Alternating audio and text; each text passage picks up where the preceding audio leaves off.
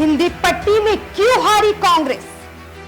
Over confidence ने डुबाई नैया।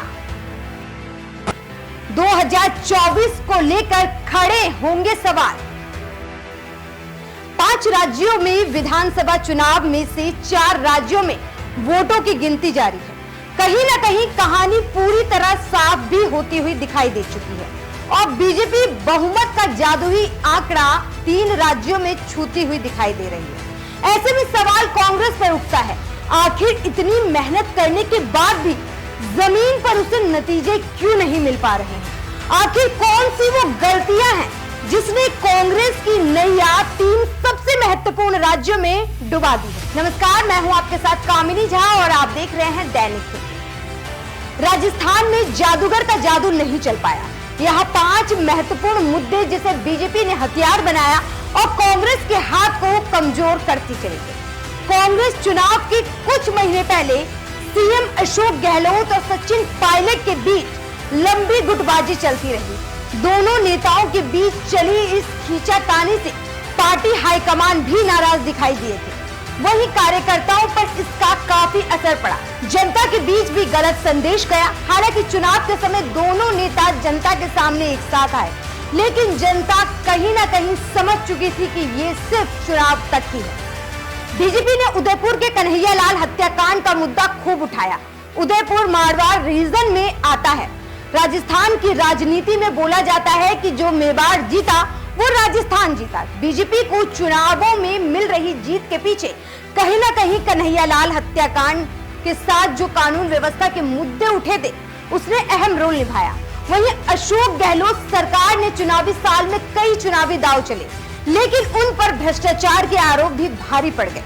गहलोत ने चिरंजीवी योजना के तहत हेल्थ इंश्योरेंस की लिमिट बढ़ाकर 50 लाख रुपए करने का वादा किया, लेकिन 500 रुपए में गैस सिलेंडर समेत कई वादों से पेपर लीक, लाल डायरी और भ्रष्टाचार के आरोप कई ज्यादा बड़े बन गए जो कांग्रेस को डुबा बैठे। बीजेपी ने अपनी कई रैलियों में पेपर लीक के मामले उठाए और कांग्रेस को जमकर घेरा। कांग्रेस को मिल रही इस हार के पीछे बागियों का काफी अहम रोल भी माना जा रहा है।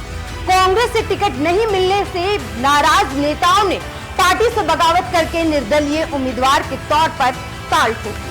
कुछ बीजेपी और दूसरे दलों के टिकट पर मैदान में उतर गए। इससे भी कांग्रेस को काफी नुकसान पहुंचा।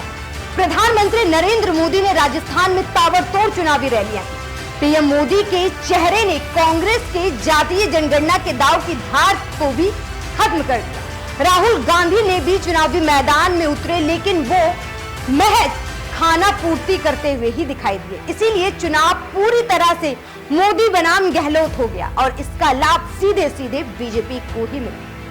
वहीं अगर हम मध्य प्रदेश की बात करें तो कांग्रेस ने कमलनाथ और दिग्विजय सिंह से बड़ा नेता कोई भी साबित नहीं हो पाया, क्योंकि इन दोनों ही नेताओं ने किसी और को आगे आने नहीं दिया। कमलनाथ की उम्र 77 तो दिग्विजय सिंह की 76 साल है। इन दोनों ही नेताओं ने किसी यूथ लीडर को नहीं आने दिया। ज्योतिरादित्य सिंधिया जो कांग्रेस में एक बड़ा कद रखते थे, युवा थे, उन्हें भी दरकिनार कर दिया गया था। मजबूरन उन्होंने बीजेपी का दामन थाम लिया। मध्य प्रदेश कांग्रेस के युवा नेतृत्व का बैकअप भी नहीं था। कांग्रेस में जहां कमलनाथ का रवैया तानाशाही का रहा, तो वहीं दूसरी ओर बीजेपी इससे आगे निकलती हुई दिखी और सीएम शिवराज सिंह चौहान और कमलनाथ से विपरीत जमीनी नेता वो लोग और विधायकों को सुनती भी रही और बोलती भी रही। शिवराज सिंह चौहान की सरल छवि कमलनाथ की छवि पर यहाँ भारी पड़ गई। वहीं छत्तीसगढ़ में जीतते जीतते भी कांग्रेस कैसे हार गई, ये काफी अहम है, क्योंकि छत्तीसगढ़ में कांग्रेस पार्टी और उसके नेताओं और सीएम भूपेश बघेल का ओवर कॉन्फिडेंस ही इस हार की वजह बनी। हालांकि कुछ विशेषज्ञों का ये भी कहना है कि महादेव ऐप के भ्रष्टाचार के मामले में सीएम का नाम आना भी हार की वजह बनी है। लेकिन जिस तरह मध्य प्रदेश में भी भ्रष्टाचार के कई मामले और मुद्दे कांग्रेस ने उठाने की कोशिश की, लेकिन बीजेपी जनता तक जाकर इन मुद्दों और दावों को गलत साबित करने में सफल रही। ऐसे में कांग्रेस यहाँ छत्तीसगढ़ में ऐसा कुछ करती हुई दिखाई नहीं दी, जिसका परिणाम आज इन्हें देखने को मिला है।